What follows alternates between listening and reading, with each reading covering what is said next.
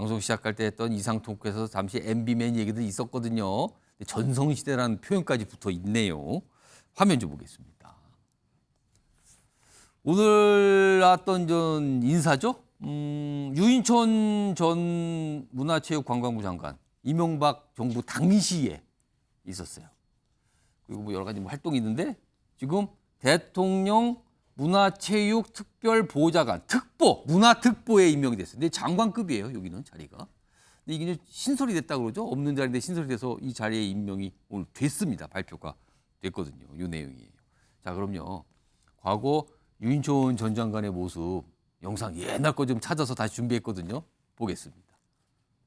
경제 위기, 금융 위기 해서 국민들 마음이 많이 무겁잖아요. 문화예술로서 오히려 기회를 만들자. 그래서 문화예술을 통해서 국민들의 이 무거운 마음을 좀 위로도 해드리고. 도록 하겠습니다. 감사 중단을 선포합니다. 사진 찍지 마. 찍지 마.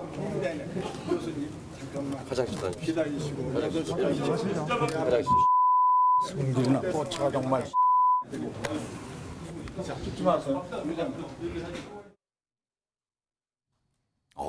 두 가지 모습은 약간 좀 상반돼서 당시에 굉장히 논란됐던 장면이었어요. 자, 윤기찬 부위원장. 지금 이 문화특보라는 자리를 신설해서 임명을 했거든요. 그만큼 지금 윤석열 대통령이 신뢰한다는 뜻일까요? 이거 어떻게 좀 보십니까? 오늘 임명된 거. 장관도 했었고요. 문화특보라는 게 이전에 이명박 정부 때도 있었어요. 그때 아마 한번 하셨을 거예요. 저분이. 근데 제 생각으로다가는 박보균 장관에 대한 역할을 좀 강화, 장관 역할 잘해라. 문화부 장관으로 계신 분의 역할을 제 생각 그런 것 같아요. 왜냐하면 지금 장미란 차관을 임명해서 체육관광 분야는 어느 정도 역할을 맡긴 것 같고, 그다음에 문화예술 분야, 뭐 종교 이런 분야는 사실은 그 좀 이분을 통해서 뭔가 보완하겠다. 저는 개인적으로 문체부 장관이 맡는 역할이 큰데 현 장관이 그 어떤 임무 수행 과정에서 대통령 마음에 안 들었던 게 아닌가라는 생각을 들어서요. 개인적으로. 그러면 특보를 새로 그래서 이번에 만들어서 여기에 신뢰하는 사람을 앉혔다는 의미가 있는 겁니다. 그 신뢰라는 게 어떤 인간적 신뢰가 아니고 그동안에 업무 처리를 해왔기 때문에 물론 논란도 있습니다. 뭐 여러 가지 논란도 있지만 그럼에도 불구하고 어떤 전문성을 인정받은 게 아닌가라는 생각이 들어요. 그래서 집행 권한을 준 게 아니고 참모 권한을 준 거잖아요. 나한테 조언을 해달라. 사실은 보좌를 하는 그렇죠. 거니까. 그러니까 나한테 그 문화예술 관련된 여러 가지 뭐 행정 과정이나 이런 경험들을 통해서 얻은 그런 그 전문성을 나한테 좀 달라라는 거기 때문에 저 부분은 뭐 기존의 유인천 장관 시절의 논란에 불구하고 괜찮은 인선이 아닌가 개인적으로 이런 생각이 듭니다. 윤경호 소장님께서는 어떻게 평가하세요? 문화예술인이 장관 같은 자리에 간 거 우리 익숙하죠. 말씀하신 것처럼 유인천 본인이 이명박 정부 때 문화부 장관 했죠. 그 이전에 노무현 대통령 때는 이창동, 김명곤 두 분 있잖아요. 세계적으로는 드골 행정부 1950년대입니다. 인간의 조건이라는 소설로 유명한 앙드레 지드인가요? 앙드레 지드. 그 분이 사실은 최초예요. 그래서 이제 직접 문화예술인들이 이렇게 행정 일선에 등장함으로써 뭔가 아픈 것을 또는 필요한 것을 직접 해결해내는 또 뭔가 빨리 뭐 이런 건데 저는 자료화면에 나왔습니다만 유인천 전 장관은 공인으로서 문화예술인으로서야 업적이 대단한 거 맞아요. 그러나 공직자로서는 아까 그 국회에서의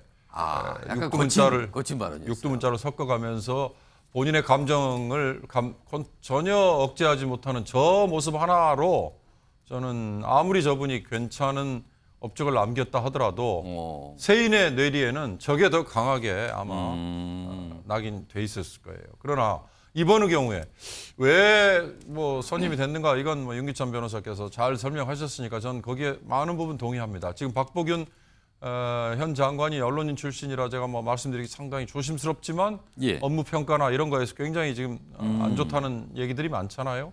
그걸 뭐 보완한다? 그 좋은 측면이에요. 그러나 이번 인사에 꼭 하나 짚고 싶은 건 지금 대통령실 직제라는 건 사실 예측 가능해야 되고 미리 예고돼 있어야 되고 법으로 정해져 있어야 됩니다.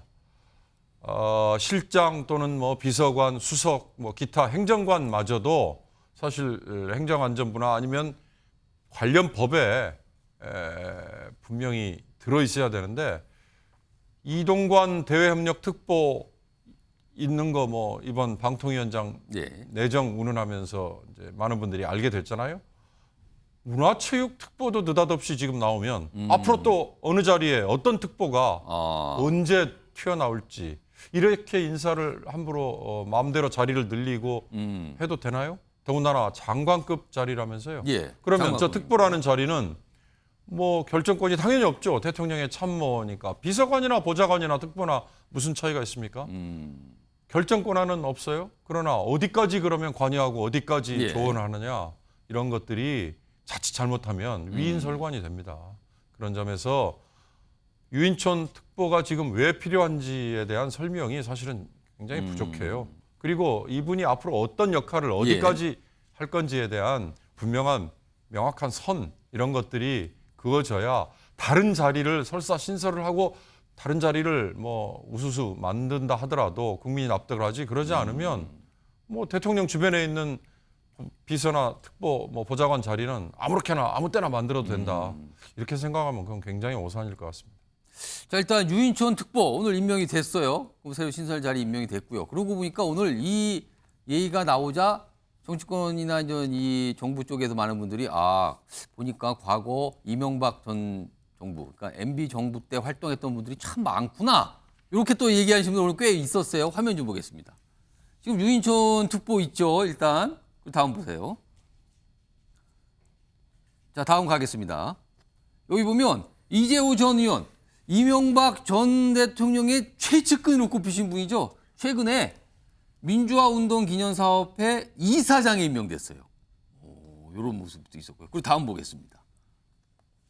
여기 보면 뭐 이미 활동하시는 뭐 김은혜 홍보수석, MB정부 때 청와대 대변인, 이주호 지금 교육부 장관, MB정부 때 과학기술부, 교육과학기술부 장관, 그다음에 이동관 대외협력특보, 지금 방통위원장 뭐 내정 이런 얘기가 강하게 나오잖아요. 그러니까 지금 많은 분들이 떠오른다는 거죠. 자, 그러자 이와 관련해서 그렇다면은 윤석열 대통령은 이명박 전 정부 때 활동했던 분들을 선호한다, 중용한다. 약간 이런 얘기가 나오는 거거든요. 자, 그래서요. 벌써 한참 지났군요. 2019년 당시에 국회에서 당시 윤석열 대통령이 당시에 어떤 모습이 있었어요. 그 내용 좀 확인해 보겠습니다. 이명박 박근혜 정부 때와 문재인 정부를 비교하면 어느 정부가 그나마 중립적입니까? 중립을 보장하고 있습니까? 이명박 정부 때 뭐 대통령 측근과 이런 분들을 구속을 할 때 뭐 별 관여가 없었던 것으로 상당히 쿨하게 처리했던 기억이 나고요.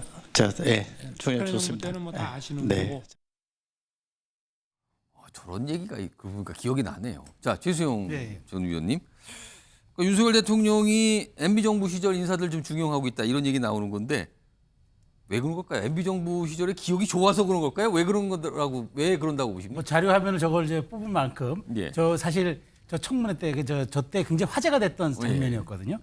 저도 보는데 근데 저는 사실 이런 생각이 들어요. 그러니까 이게 꼭 뭐 그때 인물을 선호해서 그렇게 하는 것보다는 지금 사실 정부의 어떤 그 말하자면은 국정철학 키워드가 좀 비슷한 점이 있어요. MB 정부가 규제 철폐, 중도 실용을 사실상 그때 그 정부의 키워드였잖아요. 근데 그 윤석열 정부는 시장 경제, 자유와 공정 이걸 또 내세우고 있어요. 그러니까 약간 성격과 이런 것이 비슷해요. 그러니까 그때 이명박 전 정부 때 출병을 할 때 이런 얘기했어요. 규제 전봇대를 뽑겠다, 막 이런 얘기도 했었고 예. 윤석열 대통령도 규제 완화만이 이제 우리가 경제 성장을 할 수 있는 여러 가지가 있어서 그걸 찾아내는데 주력해라. 물론 이제 윤석열 대통령은 카르텔 혁파라는 게 하나가 더 이제 들어갑니다만은. 그러니까 저는 제가 보기에 국정 철학의 키워드가 비슷하다 보니까 그때 이제 했었던 사람들을 중용하게 되는 어떤 그런 계기도 되겠지만 저는 윤석열 대통령이 벌써 집권 2년 차 아니겠습니까? 예. 내년이면 이제 총선이 이제 사실은 중간 평가 성격으로 8개월, 9개월 있으면 이제 진행될 텐데, 그러니까 저는 이렇게 참모들의 특정한 그 MB 시절에 있던 분들을 갖다 쓰는 건 좋은데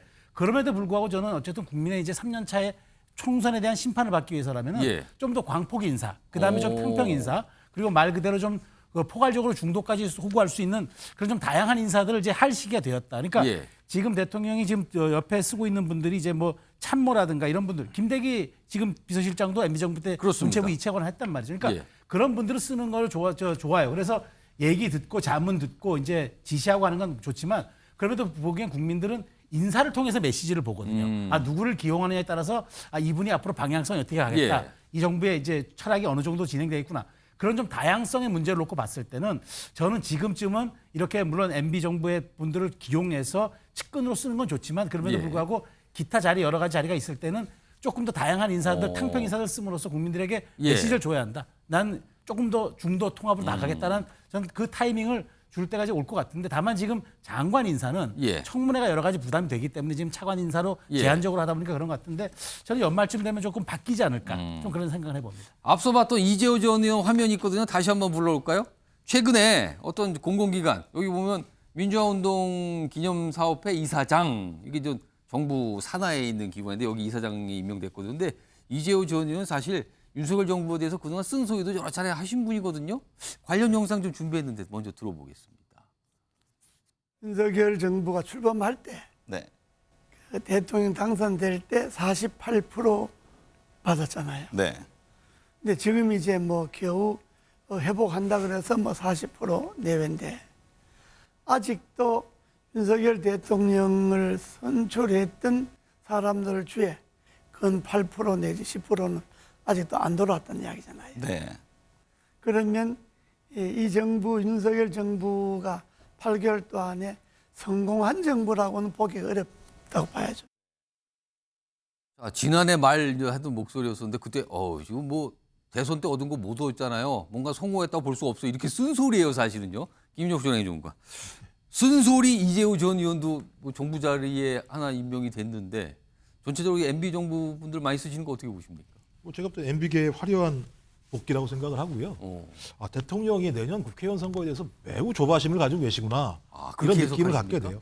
왜냐하면 MB계 출신들이 제일 잘했던 게 선거를 제일 잘했습니다. 선거? 이때. 예, 제가 알기로 MB계에는 선거에서 패배한 적이 별로 없었기 때문에 그리고 거기 좌장이 이제 이재호 전 국회의원이시잖아요. 뭐 이명박 전 대통령의 최측근 이렇게 꼽으신 분이에요. 전 그래서 아마도 MB계들을 대거 등용시키면서 적어도 지금부터 내년 4월까지 정부 차원에서 총선 체제를 좀 구축하고 있다라고 좀 판단이 들고요.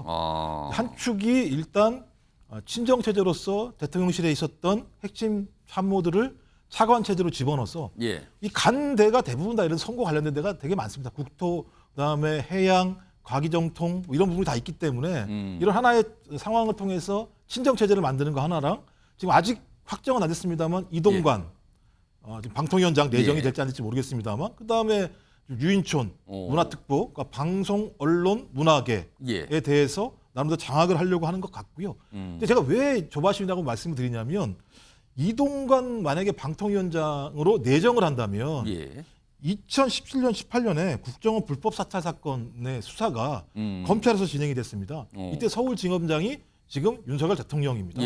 그때 수사 내용이 뭐냐면 2009년, 2010년에 소위 청와대 홍보수석실이 그 당시 이동관 홍보수석이죠.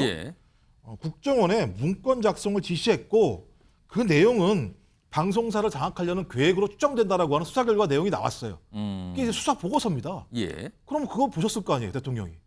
근데 그런 예를 들면 방송 장악이라고 하는 음모들을 추진했던 이동관 지금 특보를 방통위원장으로 내정한다? 그러니까 이걸 만약에 고민한다면 원칙이 중요한 게 아니라 내년 선거가 중요하구나라고 볼 수밖에 없기 때문에 지금부터 진행되고 있는 많은 내용들은 소위 내년 국회의원 선거에서 이겨야지만 적어도 5년 내내 여소야대 국면을 벗어날 수 있다라고 하는 본인의 절박함이 반영된 게 아닌가 이런 생각이 듭니다. 자, 확실히 이명박 전 정부 당시 활동했던 인사들이 모습이 많이 보이는 건 사실인 것 같아요. 그래서 여러 지금 패널분들이 다양한 해석을 좀 해주셨고요.